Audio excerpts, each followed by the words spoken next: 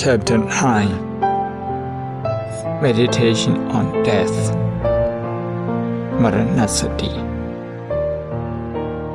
Explanation and Instruction. This evening we are going to reflect on death. It is another type of reflective meditation practiced with mindfulness meditation. This is the last of the 4 supportive meditation we shall introduce in this retreat. Death is a subject which many people prefer not to talk about, especially in other cultures and religions. Many regard discussion about death as ill-omened, unpleasant, and luckless. Death, as the darkest side of life, is considered as an inappropriate subject for conversation. People tend to cover their awareness of the reality of death with enormous abstract imaginings and theories. They actually trying to suppress that reality in their conscious mind. The mind is thus deceived by intellect. Deception gradually becomes perception. This perception of death, however, seems to have achieved general acceptance. However, Buddha's way of thinking is different, and in this case even against the mainstream. The Buddha says, death is another object for meditation. We should recognize, accept, and try to understand death. The Buddha taught his disciples that in order to uproot mental defilement and thereby achieve peace, one should stay vigilant and develop a sharp mindfulness of death. Can we run away from death? Certainly not. It is an inevitable process we all have to go through. People do not like to talk about it because they fear death.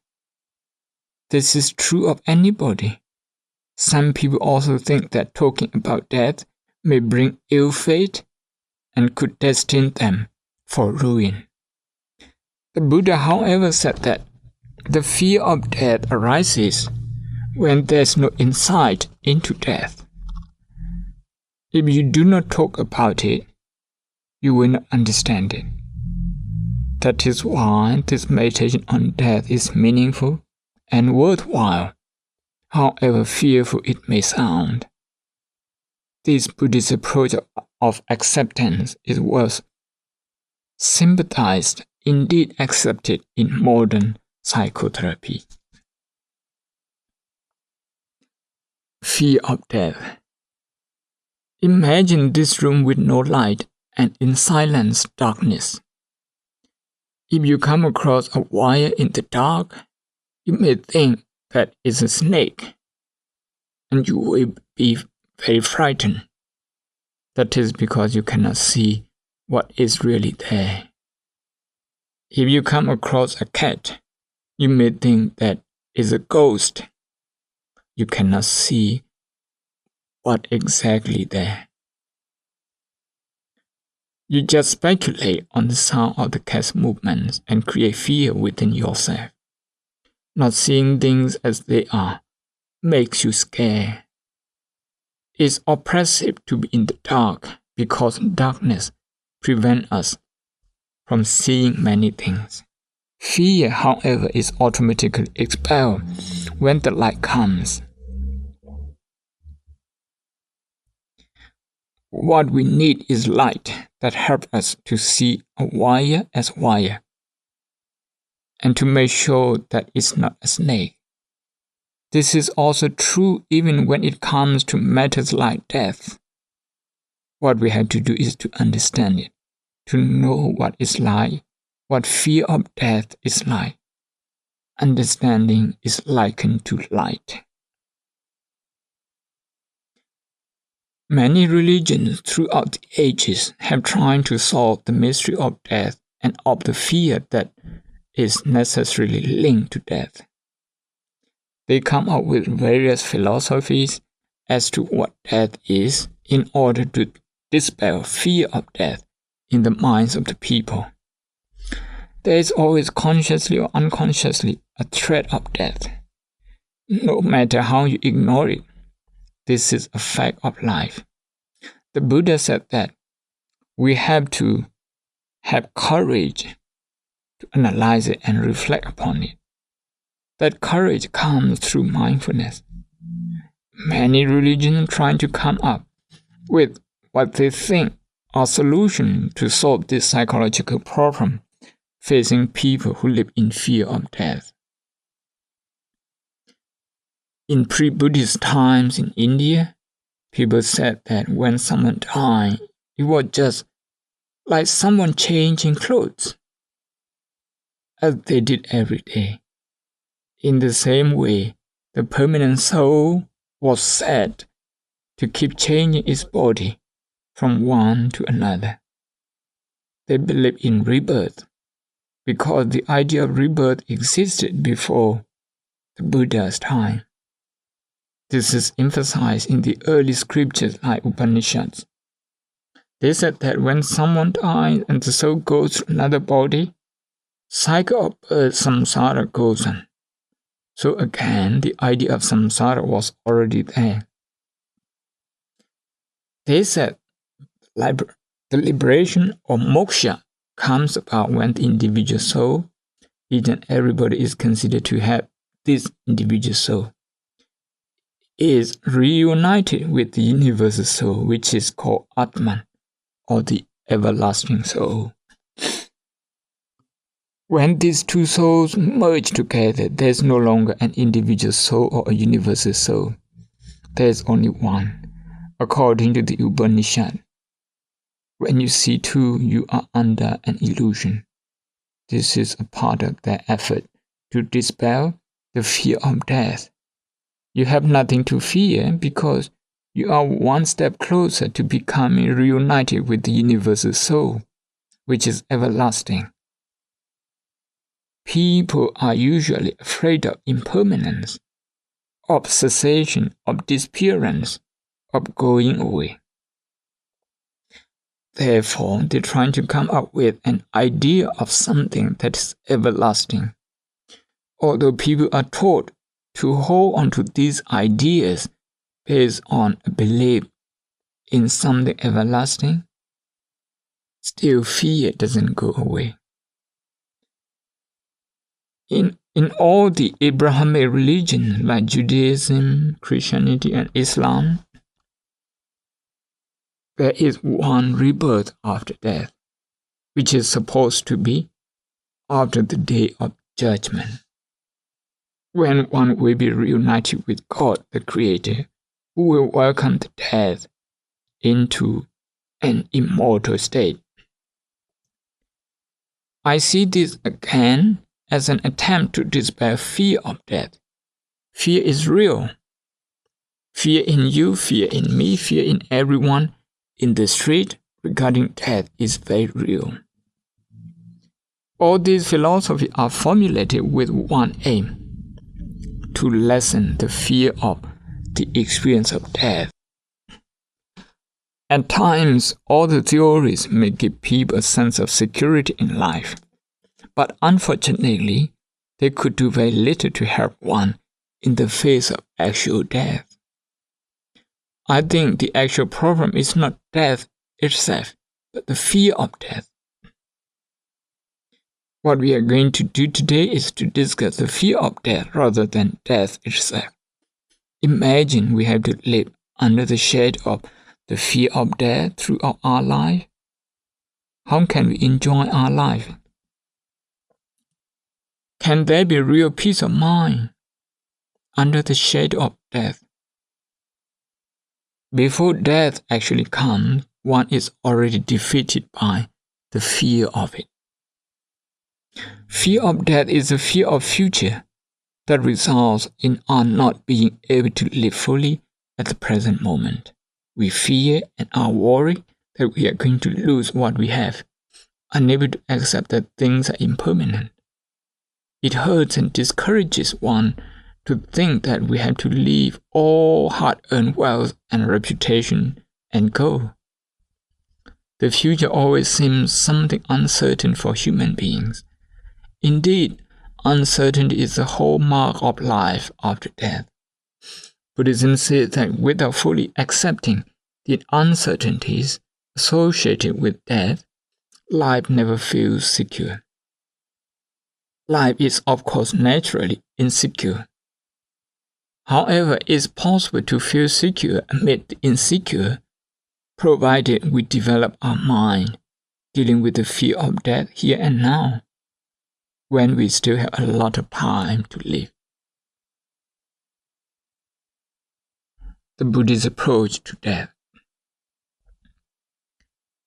As well as various techniques of meditation, including vipassana, there are techniques in Buddhism that help to lessen fear of death, such as karma and rebirth.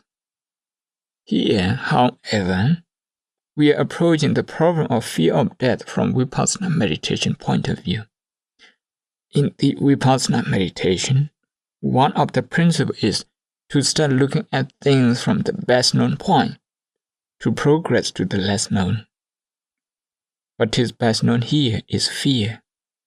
It exists in you, in me, in every one of us.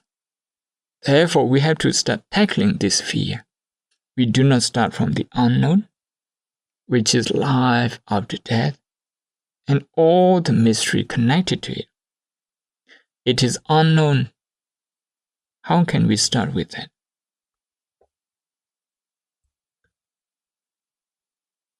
What I'm trying to say is that despite all these theoretical concepts, including those in Buddhism, the idea of heaven, the idea of Brahma Loka, the idea of being born as a human being again, which presuppose that there will be at least in theory life after death.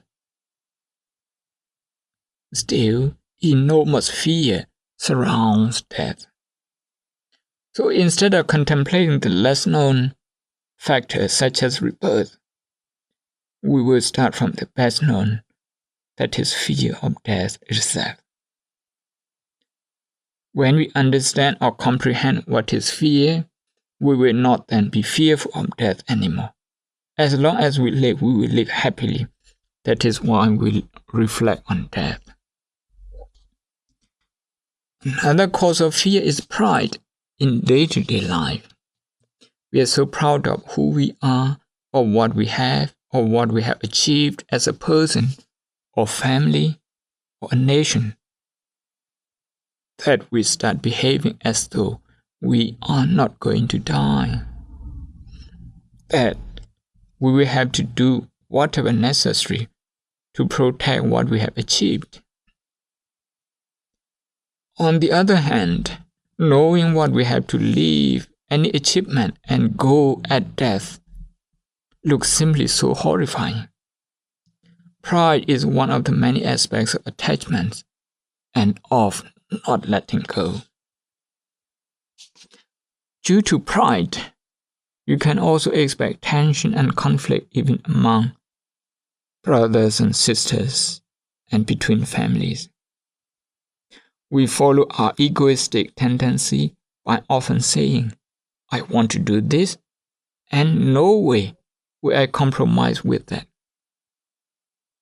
This is pride. Very often, we argue over non-essential things in daily life. We do not want to listen to someone else's needs and concerns because we think if we do so, that may be considered as weakness and hurt our pride.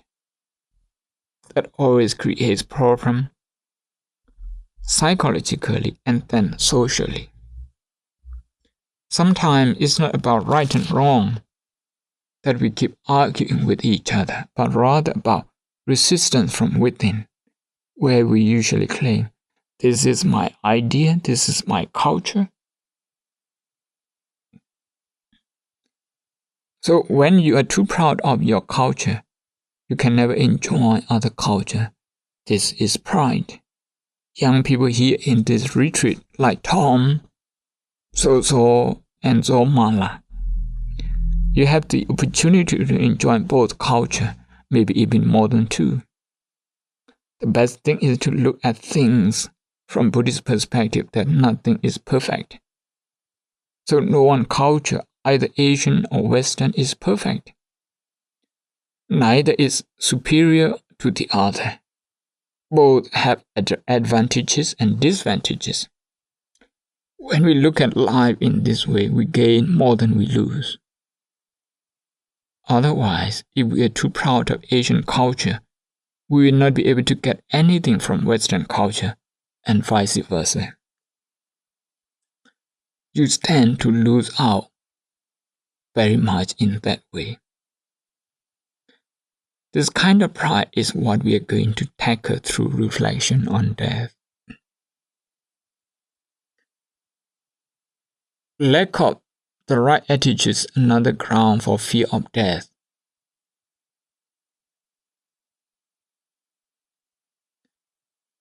In reality, death is very much part of life.